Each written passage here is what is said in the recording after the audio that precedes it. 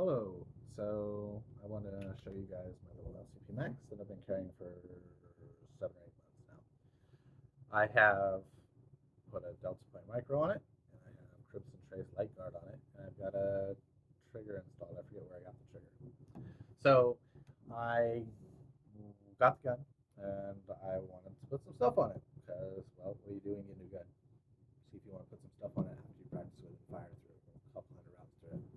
So I've probably got about 400 rounds to the gun, about 200 through with the optic. It's not a lot, so take everything with a grain of salt. 3.8 is kind of expensive, and I'm poor. So I was looking at options. First, I looked at the lasers, and then I looked at wanting a light. So I got this. There are kind of two light options out there. There's the Viridian, which I ordered first, but they sent me the wrong thing twice. So I ended up getting the Crimson Trace Light Guard, which is still very good. It's 100 lumens, but it lights up a room. That's all I needed to light up with, and I can identify my targets with that. Then I was looking at optic options. Everything that I saw was like a dovetail mounting plate, and I didn't like that. I didn't think I was going to be able to pocket carry the gun with that, and I'd always kind of liked the idea of this micro on like a Glock. I never owned any Glocks, so I never really got it. But I was looking for it. I was like, I wonder if that's going to fit because of the can. This is the Smith and Wesson version, the M&P version, and because of that canting back here and the canting on this gun, I wondered if it would fit.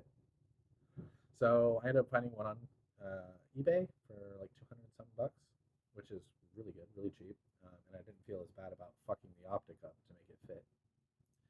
So you have to make a couple modifications. This gun is clear. You have to make a couple modifications to the optic to make it fit. First, the dovetail mount will not fit, so you have to file it down.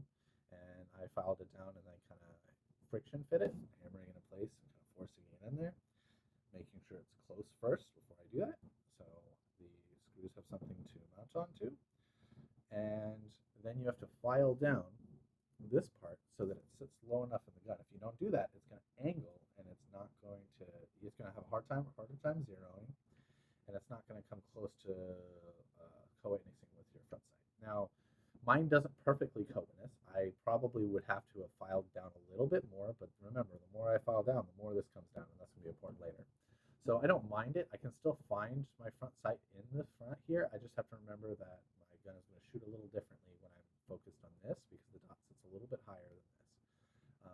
No problem. I can hit cans at fucking 10 yards perfectly fine for me. I could probably take it out a little farther, but that's where I was practicing shooting with. So I've got like 200 rounds in here. Doing that, I'm happy with where my zero is. And if I need to, I can use this as a ghost ring, find my front sight. Just remember that my hold it a little bit different. At closer ranges, that doesn't even matter. We're talking a couple inches for maybe 2 inches, I think, something like that. At like 7, 8 yards, maybe 10 yards, I forget exactly, but it's very small. And only for me personally, it's only going to matter when I get out a little farther. So that second part is filing here to make sure it sits low enough.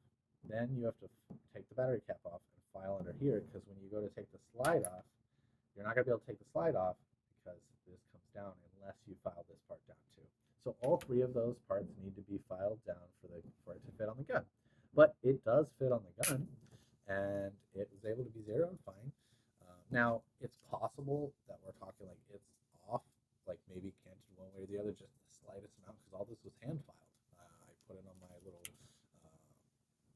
fucking brace thing that locks into place. I forget what it's called, and then I filed it down. Um, but it works for me. So I wanted something that I could fit in my back pocket, preferably in my back pocket because it looks like a wallet. That I can have my light on it and I can have my optic on it. Now the other point is I carry in my back pocket with like a custom made holster. I'll show you in a minute. And the ulti clip I use will rub against this rubber button and wears it out. Fine with me. I've already fucked with the optic. Only paid $200 for the optic.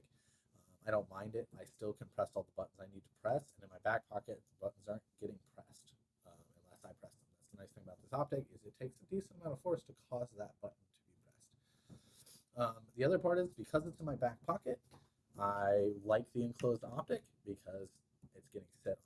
So like if I'm if I'm sitting on concrete, if I'm sitting on a chair, if I'm sitting on a couch, this thing is still underneath my ass.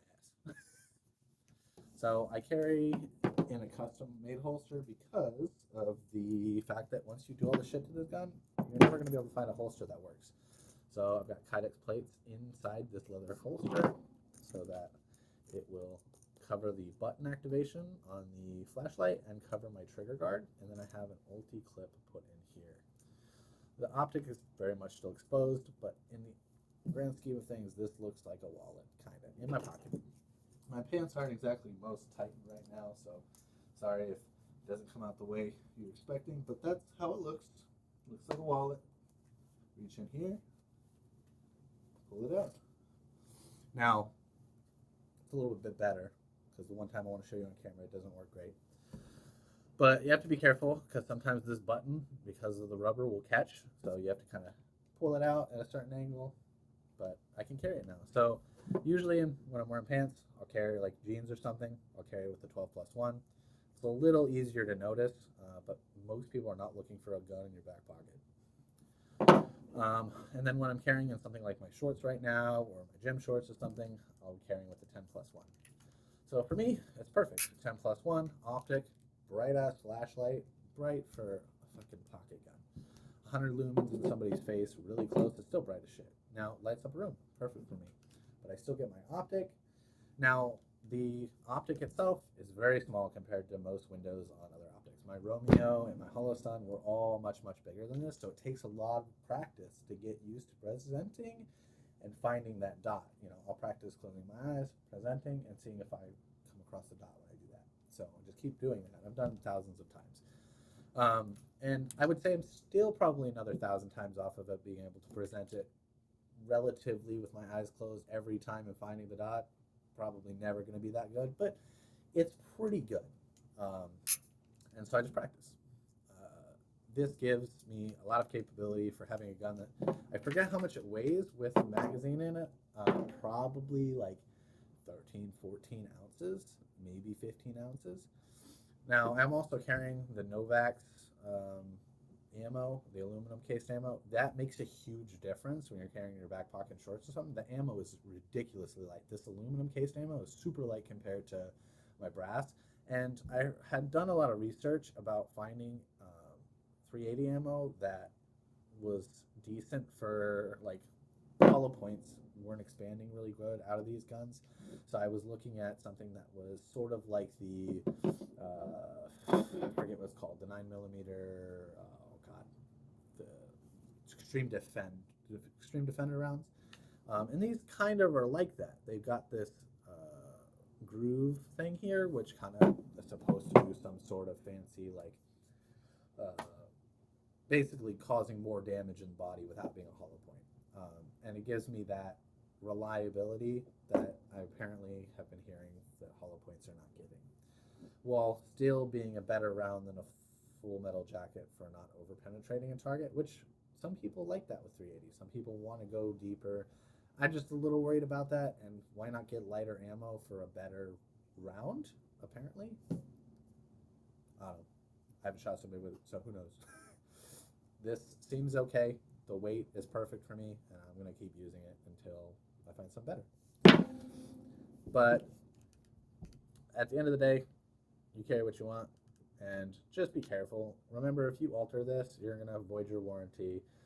You might even void your warranty on the gun if you do something like this. I took those risks because I think the risks outweigh